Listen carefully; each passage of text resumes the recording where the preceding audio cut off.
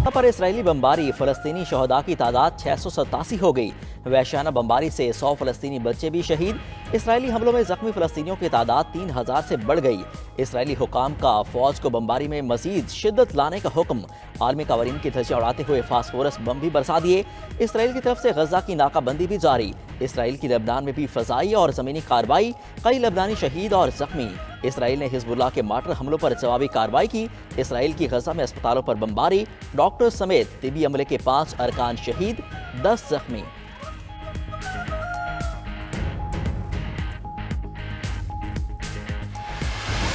Hamas से जंग में इसराइलियों की अमवात की तादाद 1100 हो गई। लड़ाई में 2741 इसराइली जख्मी भी हो चुके। ऑपरेशन तूफान अल-अक्सा में हमास के जंगजुओं की पेशकदमी, इसराइल के 7 शहरों में घुमसान की लड़ाई। इसराइल की मजीद फौज और टैंकों की मजीद कुमक पहुंचा दी। इसराइली वज़ीर ख़ारजा के मुताबिक हमास 100 इसराइलियों को अगवा करके गजा ले गई।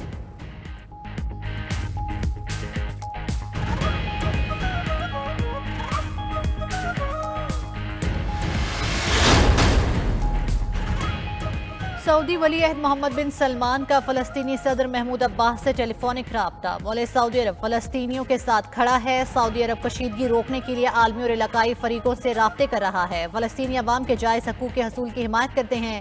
मुनसिफाना और देर पाबंद के हसूल के लिए कोशिशें कर रहे हैं।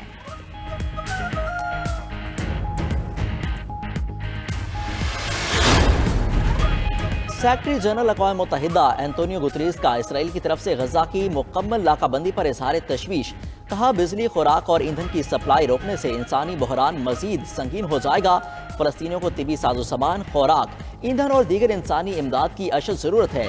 एंटोनियो गुतरेस का बेयारो मददगार फ़लस्तीनियों की इंसानी इमदाद न रोकने का मुतालबा। मशरिक़ वस्ता में अमन और इस्तेकाम के लिए 2 रियासती हल की तरफ जाना होगा।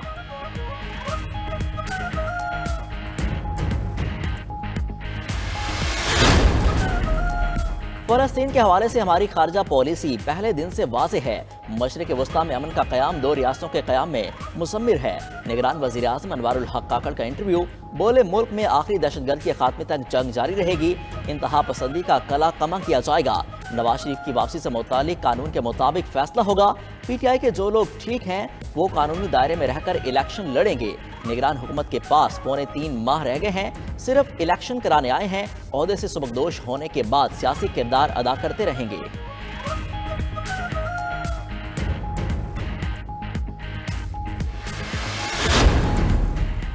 क्रिकेट वर्ल्ड कप में पाकिस्तान अपना दूसरा मैच आज खेलेगा। भारतीय शहर हैदराबाद में पाकिस्तान का मुकाबला श्रीलंका से होगा। राजीव गांधी स्टेडियम में खेल दोपहर 1:30 बजे शुरू होगा। पाकिस्तान ने वर्ल्ड कप के पहले मैच में नीदरलैंड्स को भारी मार्जिन से शिकस्त दी थी। वर्ल्ड कप में न्यूजीलैंड अब तक अपने दोनों मैच जीतकर पॉइंट्स टेबल पर सर-ए-फहरिस्त। जनूबी अफ्रीका दूसरे, पाकिस्तान तीसरे, बांग्लादेश चौथे और भारत 5वें नंबर पर मौजूद।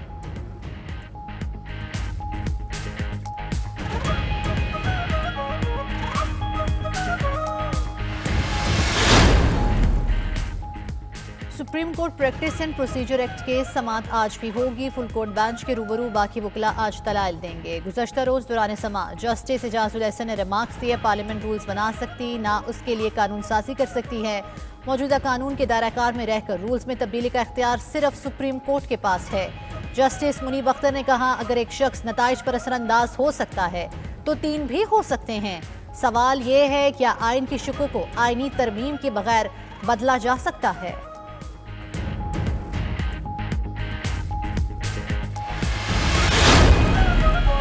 सदाकत अब्बासी ने भी PTI और सियासत छोड़ दी। सदाकत अब्बासी PTI शिमाली पंजाब के सदर थे। कहते हैं 9 मई का वाक़या चेयरमैन PTI की जहनसाजी का नतीजा था। 7 मई को मीटिंग में अहदाफ तय कर लिए गए थे। मीटिंग में तय हुआ कि अगर चेयरमैन PTI की गिरफ्तारी हुई तो रद्द-ए-अमल देना है। PTI का बयानिया यही था कि मुकाबला एस्टैब्लिशमेंट के साथ है। चेयरमैन PTI नहीं चाहते थे कि general Asim Munir army chief बने।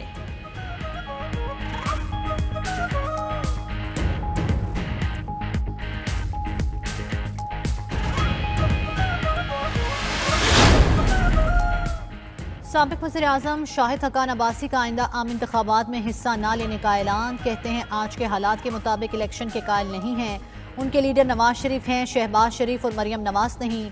वो नून लीग में ही हैं। मरियम नवाज पार्टी की बागडोर संभालेंगी तो उन जैसे लोग अलग हो जाएंगे। उन्हें किसी ने नवाज शरीफ के इस्तकबाल का नहीं कहा। तहरीक अदम एतमाद के बाद हुकूमत नहीं बनानी चाहिए थी।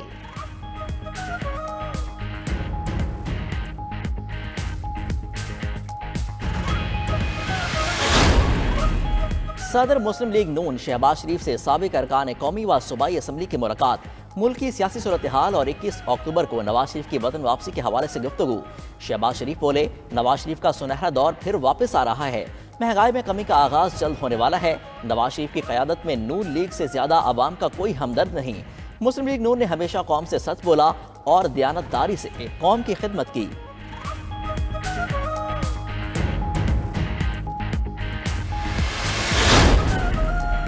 फ़लस्तीन के हवाले से हमारी खारजा पॉलिसी पहले दिन से वाज़ेह है। मशरिक़ वस्ता में अमन का क़याम 2 रियासतों के क़याम में मुसम्मिर है।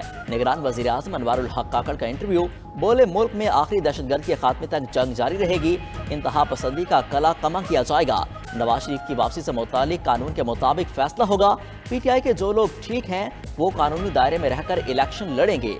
निगरान हुकूमत के पास 3.25 माह रह गए हैं, सिर्फ इलेक्शन कराने आए हैं। ओहदे से सुबकदोश होने के बाद सियासी किरदार अदा करते रहेंगे।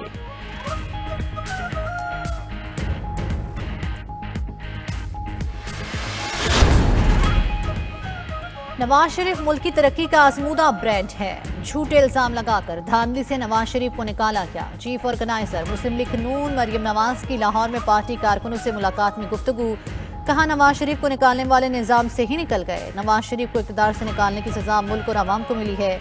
नवाज शरीफ के दौर में महंगाई 47 साल की कम तरीन सतह पर थी।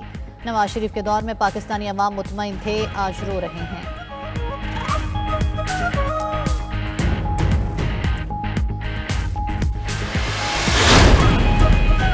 गैर कानूनी मुकीम गैर मुल्कियों के पाकिस्तान छोड़ने में 21 दिन बाकी। 31 अक्टूबर तक पाकिस्तान न छोड़ने वालों को गिरफ्तार करके बेदखल किया जाएगा। मुल्क से गैर कानूनी मुकीम गैर मुल्कियों की वतन वापसी का सिलसिला भी जारी। गुज़िश्ता रोज तुरखम सरहद से सबसे ज्यादा 114 गैर मुल्की खानदान अफगानिस्तान लौट गए। 4 रोज में तुरखम सरहद से 2040 अफराद पर मुश्तमिल 231 खानदान अफगानिस्तान जा चुके।